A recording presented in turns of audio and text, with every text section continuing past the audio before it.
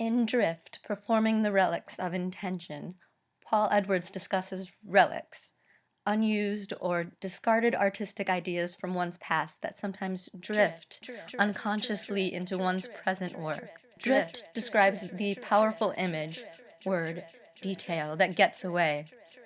It is specific, not general. It is as succinct as a quotation, but it is not a quotation since it has broken off contact with its source. Putting this video remix together has shown me some of my own moments of drift. What you're watching is the process of a number of ideas translated into video, body, and the elements. Many ideas that hung around in my head for long periods of time, ideas with no discernible source. What I'm working with and towards shifts some with each of these projects. I'll just jump into it and maybe you'll catch my drift. The first piece is taken from a performance from 2012 titled Transadaptation. There were 4 directors, and we were each given a piece of text to adapt, a poem or story, that had been adapted by a creative writing student at LSU from another LSU student's dissertation. I remember it occurring to me for the first time that a shadow is a hole in the light. A strange thought. I wanted to ask him, had he ever thought that? The story I adapted was adapted from a geography student's dissertation about how the sand dunes at the Outer Banks of North Carolina are disappearing. It was a story about love lost, stagnation due to fear, an accidental pregnancy, and then a miscarriage just when the idea of having a baby alone felt right. A story about memory and sadness, and I have to go on, and starting again. The original performance mixed some Marc Chagall imagery with videos of the Outer Banks. I added found sound, music, and voiceover of some of the text. According to Edwards, we transform an adapted text for self-knowledge and self-preservation. As much as I feel like there was very little of me in this piece, in hindsight, this isn't true. I chose pieces of story that I identified with the most, and I linked them to video that called to me, juxtaposed images and words, some of which seemed to just slip in, barely noticed, like this quote with no source. The angle of incidence is equal to the angle of reflection. I have no idea where this came from. I was pretty sure it had something to do with math, and maybe mirrors. After the show, I reworked a short piece of the performance for a class where I projected onto a thin layer of sand on the floor rather than onto the wall. The sand was about 2 feet by 4 feet, and I used my hands to manipulate it. The angle of incidence is equal to the angle of reflection. This then turned into a final project, a new video, that was projected onto sand. This video was about dreaming, the mimic octopus, memory, and the ocean. My thin layer of sand this time was 8 feet by 8 feet, 1 inch thick, 300 pounds. I stayed in the sand for the entire video. There's something about sand and water that makes me want to be inside the video. Not in the video, I guess, but with it. A dance without proper dancers, rolling around in the dirt on the floor like a little kid playing in mud and dust without caring about dirty clothing or breathing in harmful particles. Memory. A plant that closes when you touch it at my grandmother's house. An image of a plant that hides itself in the sand from somewhere in my past. I find a video of one. Drift. And my body drifts towards where I know the mimic octopus will be next. Because when you're down there in the sand, you can't see the video. Oh no, oh no, oh no, no, no, no, no. You can see colors and vague shapes and lights. Not so much video. I had to rely on visual memory and sound cues. As I manipulated the sand, the 1-inch depth did not give much. Pieces of the bright blue tarp I brought in to protect the black box floor poked its way through and became unintended projection surface. I felt too big for the space. Another iteration of this piece was with a smaller gathering of peers in the woods of Missouri. We had a projector and sand, well, rocky dirt on an incline. I thought about projecting onto the lake that was there, performing in the lake at night, but I worried about mosquitoes and snakes and other lake creatures. Anyway, I'm glad I didn't, and we'll get to that in a minute. I waited until dark and projected the video onto a large window about 8 by 5 feet. Everyone inside the house could see the video on the window and on me. I was standing on the other side, the outside, with a squirt bottle and a white rag. I listened for sound cues and improvised new ways to draw attention to important details I knew were coming. Glass, made from sand. In the sand, my body often obscured the image. Behind the glass, I clarify it. Place the rag against the window. That part of the image is crystal clear. Squirt the window with water and make it a little murkier. Wipe an area at the right moment and it reveals some important detail. The video this time is reversed 180 degrees for me on the outside. I have one shot to think on my feet.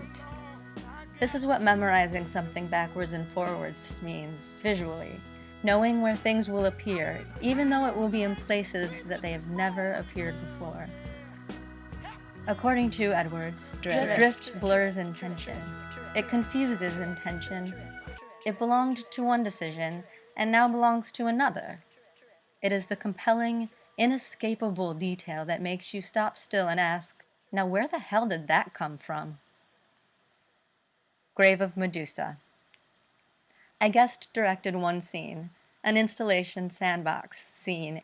I won't talk too much about this one because there is a Pepper's Ghost panel tomorrow that includes this piece minus the sand because, well, we had an 8 by 8 foot sandbox that held over 3 tons of sand. What I'll say is this. I couldn't escape the water imagery. Water, sand, sea creatures, mythology, dance. 3 performers, dressed in white, so I could direct without having to be in the box this time. Several rehearsals with the video on the floor. Several rehearsals with the sand in place. Rehearsing depth and video without having the depth to work against, it's difficult, frustrating, and really just involves a whole lot of trust. Trust that when the 3.5 tons of sand is hauled in, that what you blocked will still work and will read in the way that you intended. You have to also be willing to change things, spend many hours re-rendering video 3 days before the show opens if that's when the sand arrives, and that's what the sand demands. But always remember why you included that sand spider like digging. Remember why you worked in that Mary Wigman dance. Don't let these things drift away. Several months after Pepper's Ghost, we repurposed the sandbox to make an 8 by 8 foot swimming pool for the show Scotch and Soda. Here's where I get back into that projecting onto water thing. We wanted to experiment with 3D image projecting onto the swimming pool, 5 hanging orbs, and movable wooden boardwalks. We didn't have the right kind of projector really, or software. I said, no worries, easy peasy, we'll just use a fisheye projector or something, project a blue screen onto the space with everything set up, take a picture, and I'll make a template on Photoshop or something that I can use for all the scenes. Oh, and of course we can project onto water and people will see it. We were going to have awesome 3D videos like this one, which I made for a scene that I was in. One where I was submerged in the pool playing a diamond-obsessed housewife with marital problems who was questionably being held hostage by a small Russian man named Mr. Muhomorov at a deserted post-apocalyptic carnival. See the duckies on the ducky pool? The spinning stones? And everything was going fine. Except for gravity and a slight breeze. By Tech Week, the orbs were no longer where we had so carefully placed them, and there was no way we could move the pool now that there was water and a pond liner in it.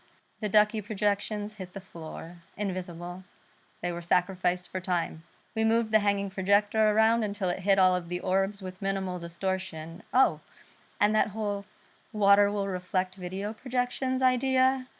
I have no idea where I got that notion from, but that was some rotten driftwood. Water sparkles a little bit when projections hit it, and casts some cool colors onto the walls around it, but that's about it. I was talking to someone one day after the show about a scene I was in near the end of the show. By that point, I had stripped the apron, rubber gloves, and fake smile of my character and was only in a basic swimwear costume. The person I was speaking with mentioned one of my final lines to a character that the audience never sees, my cold and emotionally abusive husband, John. In the scene, I describe standing behind John in his lazy boy, watching as he looks at his collection of diamonds and precious stones. I say, in that moment, I imagined myself leaving my body, hovering above, and you would see me reflected, refracted in those glimmering fragments you loved so much, and you would look up, reach up with your rock-like hands, and your hands would warm as you caressed my cheek, took hold of my shoulders, and gently pulled me back to earth. But you never looked up, John. The person I was talking to mentioned how cool it was to see me reflected in the water on the floor at my feet as I said that line. The stage was actually soaked in water by that point in the show. I didn't even know this reflection was happening. I would love to take credit. You know, all that the angle of incidence is equal to the angle of reflection, math, and mirrors. But I can't. It was a happy accident. The pictures of the show reflect this effect. As water spills onto the stage, our reflections do as well. In this final Dear John scene, there's a flat back wall projection I used, which zooms out from Earth to show the Milky Way. I can never really articulate why I wanted this one-dimensional video for this scene. In the pictures, you can see now how the video is reflected on the floor of the theater and the pool. As Edward states, I rediscovered something hidden in plain view. Many artists get their best ideas from totally unexpected places and tend to discover the conscious intention only after the fact. With all of this in mind, I'm currently devising a show called Centrifuge, which will happen next March. The plan as of right now is to project video onto paper. Not flat. Layers of paper, rolls of paper, movable paper, and people. A show inspired by the work of M.C. Escher and musical fugues and fugue states. To be honest, it's actually a show again inspired by a lot of drift. The drift of something in my mind that resembles the staircase scene in the movie Labyrinth. Drift of the contextless phrase, my father always told me I made wallpaper. The structure of the fugue, the function of the centrifuge, issues of women and madness, and women and maidness, math and mirrors, and some things that Escher said. For example, am I doing this right? Is it turning into something? Will it appeal to people? Will people understand? Does it make sense to exert myself so much? Does anybody else find beauty in what touches me so deeply? I'm hoping it will be a chewy show.